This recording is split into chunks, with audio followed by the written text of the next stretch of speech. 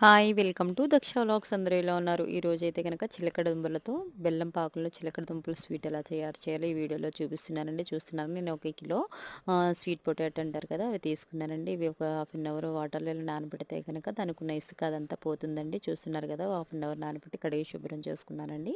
ఇవి కడిగి శుభ్రం చేసుకొని పక్కన పెట్టుకొని ఒక చిన్న బౌల్ తీసుకొని దాంట్లో నేను ఒక 100 గ్రాముల బెల్లం తీసుకున్నానండి. ఇది పాకం పట్టుకొని వడగట్టుకోవాలండి. ఇసుక అనేది ఏమైనా ఉంటే గనక పోతుంది. చూస్తున్నారు కదా! చిన్న చిన్న ముక్కల కింద కట్ చేసుకోవాలి. రౌండ్‌గా ఇలా చిన్న చిన్న పీసెస్ కింద కట్ చేసుకుంటే తినడానికి చాలా బావుంటుందండి.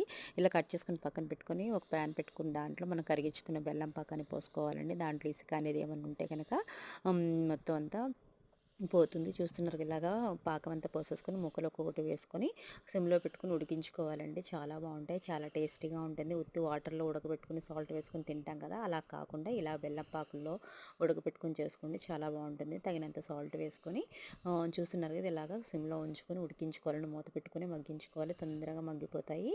చూస్తున్నారుగా ఇది ఈ విధంగా ఉడుకుతూ ఉండాలి. అలా పాకంతో అయినా తినొచ్చండి. లేకపోతే పాకం అంతా ఇంకిపోయేదాకా కూడా మనం మగ్గించుకోవచ్చు.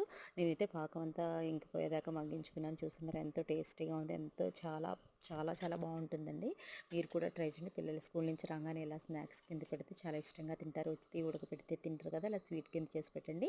చాలా నచ్చుతుంది. థ్యాంక్ యూ ఫర్ వాచింగ్ అండి. Please subscribe my channel.